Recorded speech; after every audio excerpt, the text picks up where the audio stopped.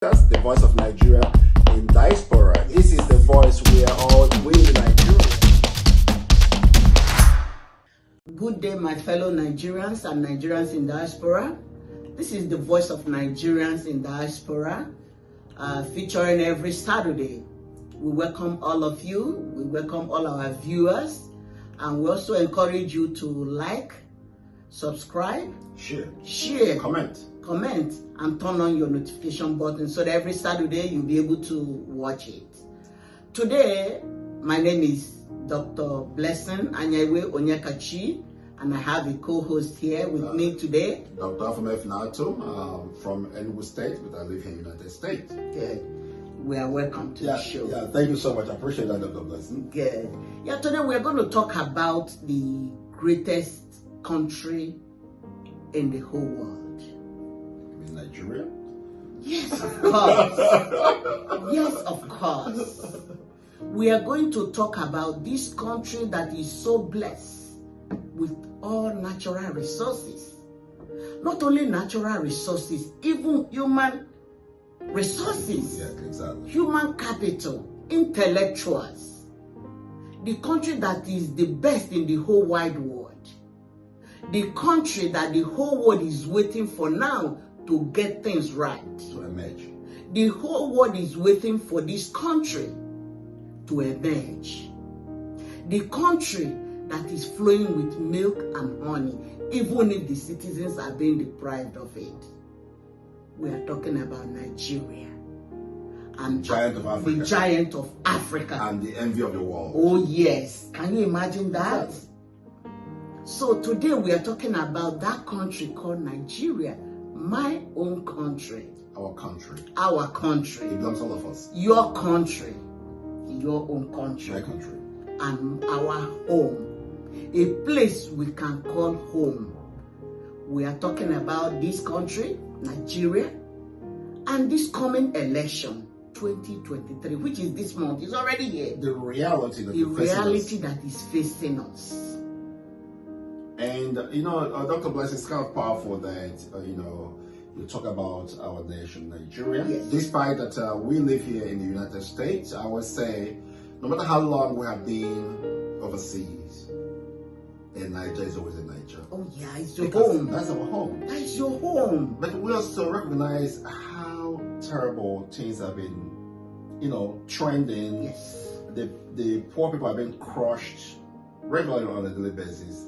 High rate of insecurity, the hardship, difficulties, poor infrastructure. There are a lot of things. And why the voice of Nigeria is because this is an authentic force. We cannot be influenced by money. We're going to say it the way it is. Yes. Our goal is to see that we have a Nigeria that's working for all Nigerians. Oh, yes. Irrespective of your last name, your religion, your tribe, whatever you are. God brought us together, Providence brought us together for a reason, under green, white, and green. Oh, yes. We are one people. We must come together and solve our common challenge. But the thing is this, I want to say something. How do you think we can solve this problem? Okay, Dr. Blessing, before I respond to that question, there's this slogan people always talk about, that the youth are the leaders of tomorrow. Oh, yes. But you see, I tell people that is a false narrative because it's a kind of a mental hypnosis. Because if we say the youth are leaders of tomorrow, Buhari, Obasanjo, Atiku, Kwankwaso, Tinubu, this man has been in power since the inception of the independence of Nigeria. And young people have been toiling, no opportunity for them to put in their own input in the governance of the country. And I came up to say that youth are the leaders of today in order for them to shape the narrative of tomorrow. And that's why, because Nigerian youth, are the leaders of today, this election, come presidential election, February 25th of this month, belong to you. It belongs to the young people of Nigeria to make a decision to retire those who have continued to give you a false promise that you are a leader of tomorrow that never comes. False hope. Yes.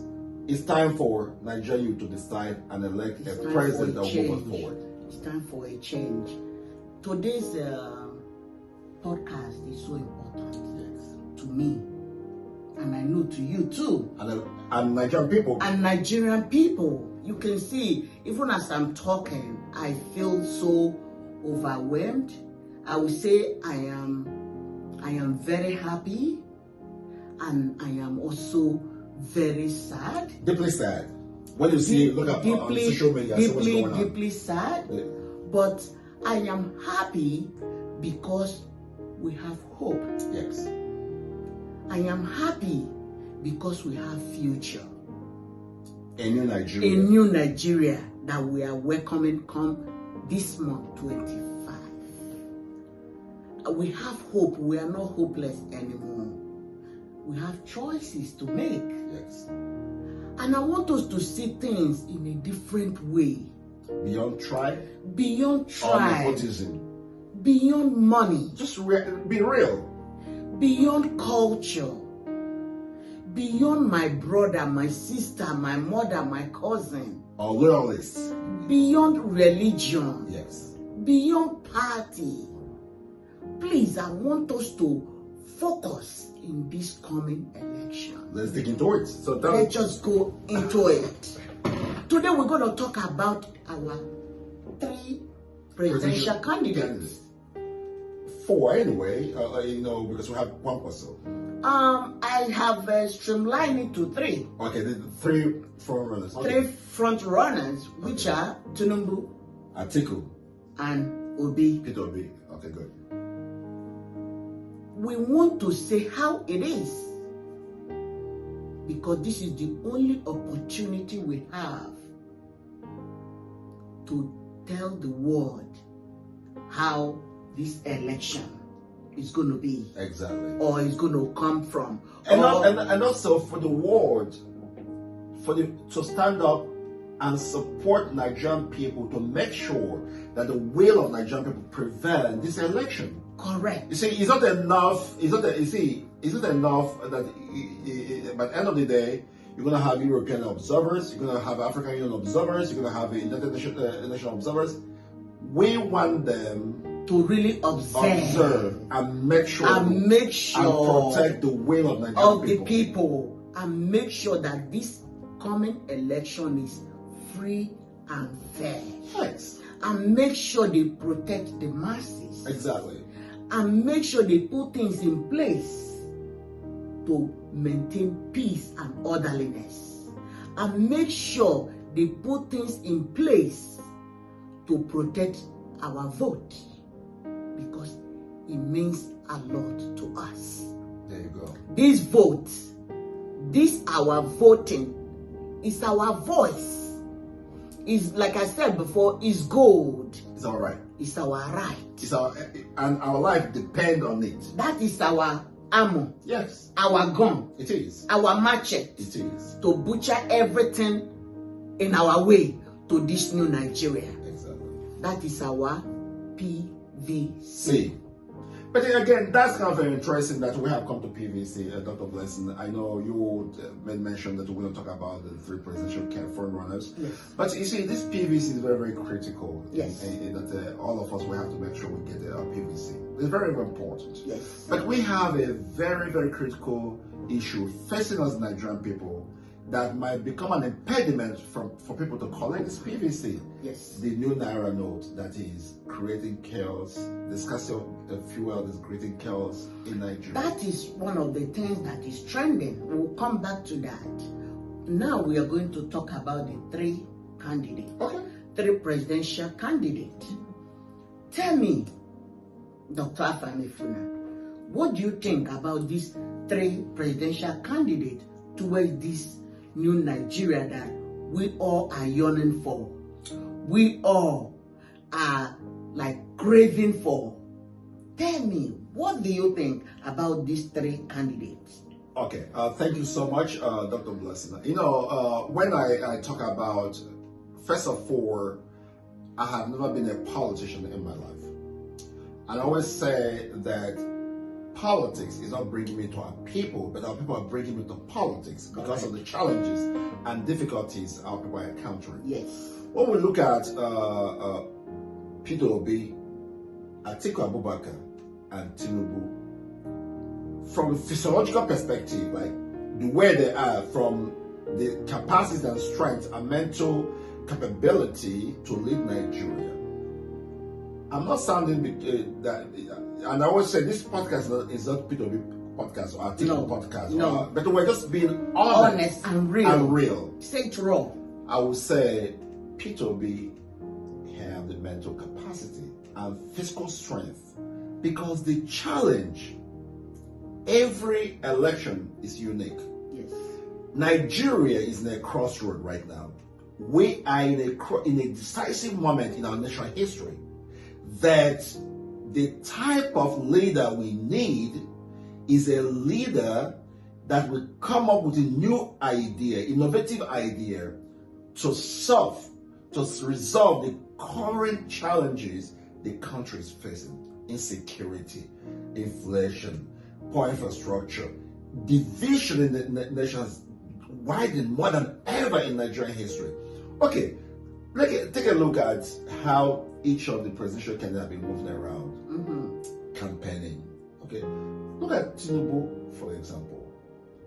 He may be a good man, he may be a good father. I'm not talking about that, but I'm talking about what concerns all of us as Nigerian people. Yes, the future of Nigeria. If anybody, it's not been about being Yoruba or Igbo or Hausa or Ijaw Ishekiri, but if anybody who wants to be honest, it's not about self-interest. Tinubu may have helped you. Yes. I'm not doubting that. Correct. But this is not about personal interest. It's about our common destiny. It's about our common purpose. That when you look at Tinubu, you see all the gaps, all the mistakes, all the things, the way he is the one he's talking about, you know. Poor inside. Yeah, you see that such a person with the challenges we have in Nigeria right now does not possess the capacity and mental capacity and physiological capacity to shoulder the stress of governance of Nigeria and leading Nigerian people. Okay. Now take a look at Atiku Abubakar, who was the former Nigerian vice president. A lot of question mark. Okay, even take a look. PDP, APC accusing each other, how this person is a drug baron, how this person is stealing money, back and forth, back and forth. This man has been in the process for years upon years. And they know themselves. So they know those things. Now, so you look at Atiku, you know, I've said in this show, you cannot want to be a leader of a nation with over 400 ethnic groups. You are campaigning on tribal sentiment. You don't need Igbo presidency or Yoruba presidency, or you have an Igbo child, you have a Yoruba child, or you want to be the first Yoruba first lady. Those things are very, very divisive. And the daughter said that the father is a main, what do you call them? Main, the tribe. What tribe is it from? No, not Muslim. In the Adamawa state. Yeah, that the father is a main man. That they forgot that the father is a main man. That when he gets there, he's going to deal with some people. You see, so such utterances is Nigeria is very delicate right now, and we just need somebody who will understand and meet us where we are. Will begin to heal. There's a lot of Nigerian people, a lot of wounds. We need healing. We need healing. So we need a father. So I think from these three presidential candidates, I cannot say it enough. From the interest of Nigerian people, I want P2B to be the Nigerian next president. And Yusuf Dati. They are young, they're dynamic. Look at their vision, precise, energetic. We need a unifier. We need somebody to be able to heal us, bring us together. Look at the vast resources we have in the country, in the north. We want to start producing again in the north. We want to be able to revitalize our refineries so that we cannot buy a gallon of a liter of gas, fuel, 400, 500. It is unacceptable. Nigerian people are suffering. And Nigerian people, this is a more reason you why. think they are suffering? The poor are being crushed. And people are still following Atiku and Tinubu? Killing people for their sake? That is really troubling. It's so troubling. That's why I said my soul is sad. I'm heartbroken too.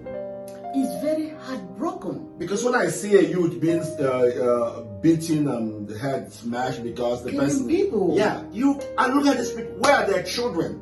Where are the family? They are living large. They are having a good time. They give you money to smoke and drink, and you just look at your mother. You take a look at your mother. Look at exactly. Look at your siblings. Look at your Look wife. at them before you take any decision.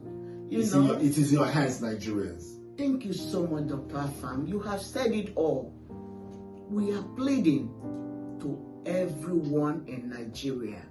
Like Dr. Afam has said, without being sentimental about this, Tinubu is a nice person. Yeah, we're not questioning we're not questioning what he has done before. But all we are talking about is he must have done those things before. But now, he is not capable. The reality in front of us. The reality in front of us, people should look at him. The disconnection in his speech. You see, we cannot move from frying pan to fire. This is nature. You cannot cheat nature. Look at what he went through with Buhari. Yes. He will travel to London. All the presidential entourage will go to London. They'll park the presidential jet in an airport in London. We are servicing a British economy while our people are suffering. And if the hospital, they are paying so much money. He was never in touch with the reality of Nigerian people. You know, so the time he's there, nothing is working. People are being killed in Nasarawa. He's going to receive a peace award in Sudan. Who does that? Who does that? You know, so many things, please. I didn't say don't love them. They have done something for you, or they're still doing something for you. Whatever they give to you, please take it. But let your heart be your judge. Because if you vote wrongly, the blood of the innocent will be on you. I don't think Nigerian people can afford to miss this last opportunity. 4 years of oppression. The past 8 years has been so rough on us. No, it's hell, not rough. Okay, it's good, hell. Good. So I don't think our Nigerian people will have the energy to go through. Anyway, I don't know, because if you are a Nigerian, a Nigerian youth, and you still want Tinubu or Atiku to be Nigerian president, it's a clear sign that you are saying the past 8 years has been very good. You know, even I shed tears when I was listening to El-Rufai defending his own candidate. And I'm like, what is wrong with these people? How can you see light and you're talking about darkness, or you're leaning towards darkness? Because he's part of the system. How can you see the truth glaring before you and you just cover your face as if you don't see? He's part of the oppressor. In his heart, in El-Rufai's heart, is he comfortable and proud and happy for Atiku or Tinubu to be president of Nigeria?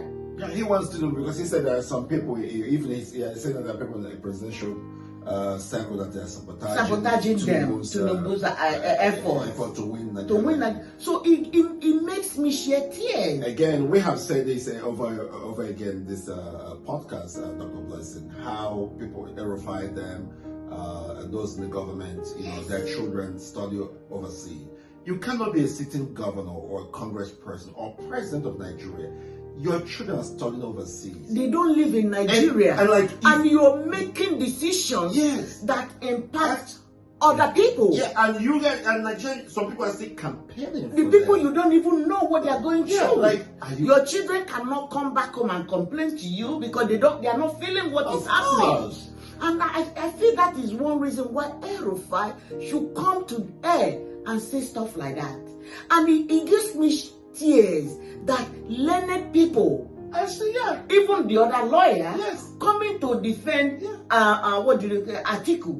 And I'm like, what is wrong with these people? Okay, are you really with your senses? I can't understand. Because these are the oppressors, Dr. Blessing. So there's nothing because they know that if those Atiku or Tinubu wins, they will continue. They will gain. But again, there's something I want Nigeria. there's something I want Nigerian people use to understand. We have to take a pause and reflect around NSAS. How Nigerian youth were crushed, damaged, some lost their life, some still bearing the scar of NSAS that took place in Nigeria. The trauma is still there. The same people during the pandemic, there was a lockdown, they're locking down, and even when there was money given in food, to be distributed to Nigerian people, the same people huddled.